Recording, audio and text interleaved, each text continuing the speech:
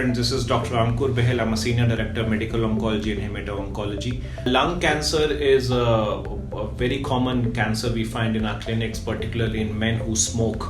But there is an incidence of lung cancer which is there in non-smoker and particularly in female. So हमने देखा गया है कि जो फीमेल जो पेशेंट्स हैं उनकी तादाद बढ़ती जा रही है ओपीडी में, और ये पेशेंट्स स्मोकर और नॉन स्मोकर होते हैं. सो लंग कैंसर का इलाज बिल्कुल ही चेंज हो गया है पिछले कुछ सालों में. हम देखते हैं कि लंग कैंसर के पेशेंट जब ओपीडी में आते हैं तो यूजुअली ये स्टेज 4 होते हैं. सो आज लंग कैंसर सिर्फ कीमोथेरेपी से ट्रीट नहीं किया जाता.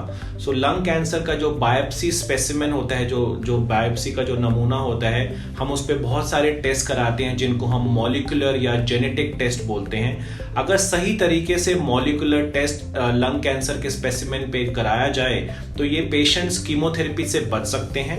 आज की डेट में हमारे पास बहुत सारी गोलियां हैं. अगर एक स्पेसिफिक एक्शनेबल म्यूटेशन, या अगर सरल भाषा में बोला जाए कि अगर एक साधारण सी म्यूटेशन मिल जाए तो उस म्यूटेशन के अगेंस्ट बहुत सारी टारगेटेड थेरेपी हैं.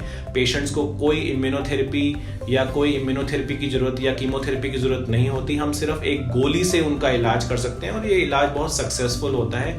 80 से 90% लोगों में ये गोली काम करती है अगर सही म्यूटेशन को जांच लिया जाए और सही दवाई उस म्यूटेशन के खिलाफ दी जाए. आज कुछ पेशेंट्स में हम इम्यूनोथेरेपी भी यूज करते हैं. इम्यूनोथेरेपी को कीमोथेरेपी के साथ मिला के या फिर अलग से दी जाती है. ये तभी मुमकिन है जब उस बायोप्सी स्पेसिमेन पे संपूर्ण रूप से मॉलिक्यूलर टेस्ट या फिर जेनेटिक टेस्ट करे जाएं, जिनको हम बायोमार्कर्स कहते हैं.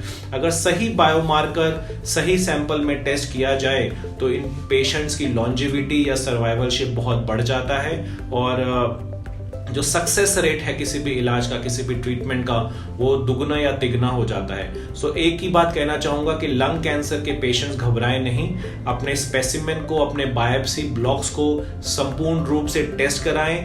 बहुत से टेस्ट अवेलेबल हैं जो 2-3 हफ्ते में जिनका रिजल्ट आके हम बता सकते हैं कि कौन से पेशेंट्स को कीमोथेरेपी चाहिए और कौन से पेशेंट्स को टारगेटेड या इम्यूनोथेरेपी चाहिए. अगर सही दिशा में इलाज जाए तो इनका सर्वाइवल बहुत बढ़ सकता है.